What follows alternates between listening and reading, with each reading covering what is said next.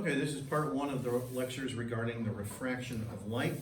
Okay, immediately before I begin, please go ahead right now and pause this lecture and take a look at the refraction applet screencast that I've posted for you in today's folder. Specifically, that screencast goes through how light refraction occurs by using Huygens' principle. Okay, now that you've seen that screencast, let me go ahead and do a quick re-derivation of something we've already seen, that is Snell's law. You saw this in the last unit on waves and sound. Okay, so let's say right here we have a boundary between, say, air and glass, as I describe it in the screencast, and then we have incident plane waves of light that are incident upon this boundary. Okay, so here are some plane waves, like so. Right here is the wavelength lambda, and then the direction of propagation is this light ray, like so, that is perpendicular to the wave crests. Okay, right here, as we've seen before, is the angle of incidence, like so, and then the speed of light in the air we're going to refer to here as v. This is equal to the wavelength multiplied by the frequency. Okay, now when light interacts with matter, specifically, for example, as it refracts from air to glass, the light slows down. As it slows down, this then means that the wavelength changes. The wavelength is smaller than it was before. So then therefore, the refracted light now into the glass will look like this. Okay, so right here are the plane waves of light that refract into the glass. Notice the smaller wavelength here, we'll call this lambda prime. And then the refracted light ray, the new direction of propagation is like so, perpendicular to the wave crests. Right here is the angle of refraction. Okay, in the glass, the speed of light we're going to refer to here as v prime. That's equal to the wavelength lambda prime, and then multiplied by the same frequency. The frequency of the light here and here is the same. Okay, now we just have two right triangles here that share the same hypotenuse. So then therefore, here's our quick re-derivation of Snell's law. Okay, first of all, here for the top triangle, we look at the sine of the incident angle.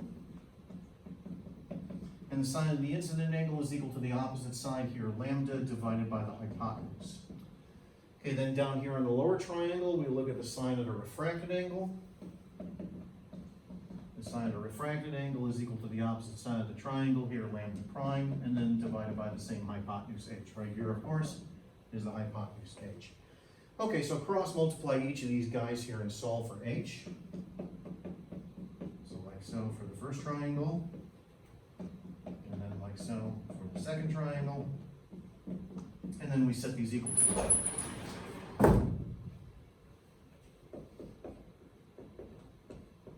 Like so. Okay, and then just as I did in the last unit on waves and sound, now what we do is we multiply each numerator on either side of the expression by the frequency f, here and here. And then right here in the numerator on the left-hand side is the speed of light in the air on the top board. And then over here on the right-hand side, this right here is the speed of light in the glass. Like so, and then once again, here's our quick re-derivation of Snell's law. This is basically as far as we went. We were talking about the refraction of water waves, for example. However, when you're talking about the refraction of light, there's a complication here, and that's the speeds v and v prime. That's literally talking about the speed of light in air and the speed of light in glass. How light electromagnetically interacts with matter is a very complicated subject. Ultimately, we understand how to derive those speeds using that electromagnetism. But our purpose here is to ultimately reduce the refraction of light to just a geometrical relationship.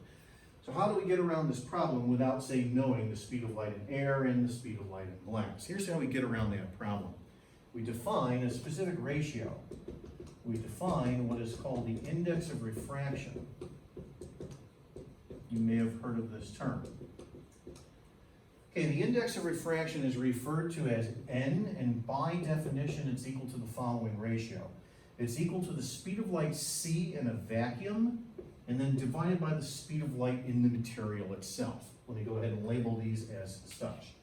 So right here in the numerator is the speed of light in vacuum. And then down here in the denominator, this is the speed of light in the medium, air, glass, whatever.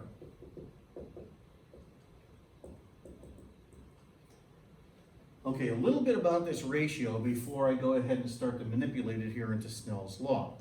Okay, first of all, the number itself. What is the number equal to? Well, notice that it's equal to 1 by definition for a vacuum.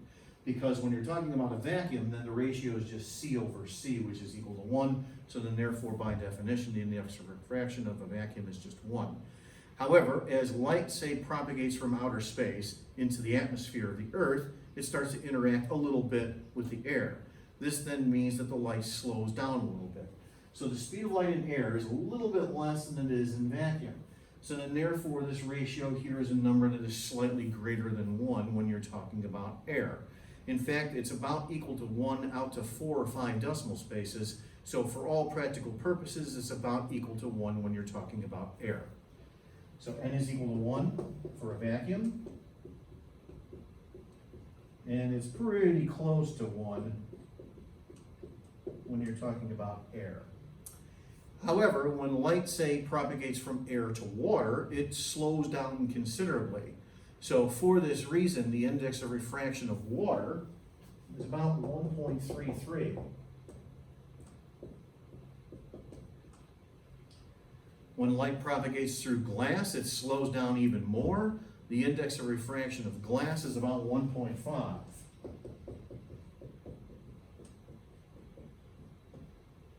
Like so. Okay, notice that the number itself is dimensionless. It has no units. The reason for that is because you have meters per second canceling out with meters per second. These two numbers here, it turns out, are actually really easy to measure. Normally, I would have you measure these numbers in a mini-lab exercise. Here instead, of course, however, we're just going to have to use them as they are. Okay, now here's the geometrical advantage of defining the index of refraction. It allows us to get around the complication of the electromagnetism. Here's how we go about doing so. All right, so I'm going to go ahead and do some erasing here with this definition.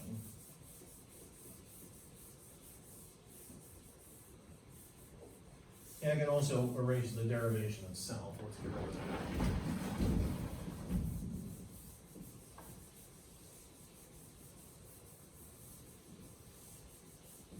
Okay, now I have my speeds of light, v and v prime. Let's say that we have an index of refraction here in this medium. I'm just going to refer to it as n. So the index of refraction here is c over v, where specifically the v is that value. Okay, and then the light refracts into the glass. It slows down to v prime. So let's say that this medium here has an index of refraction n prime. That's equal to the speed of light c divided by v prime, where v prime is this speed right here. Let's go ahead and take these guys here and plug them into Snell's law in the following way. Okay, so first of all, here on the left-hand side, we have v. So you'll notice that the v right here is equal to c over n if you do a little bit of cross multiplying. Let's plug that in like so. And then on the right-hand side, we have here v prime.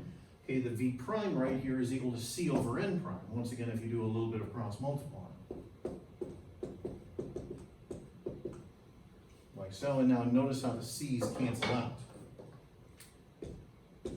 Here and here. And then therefore, we now write Snell's law in the following way.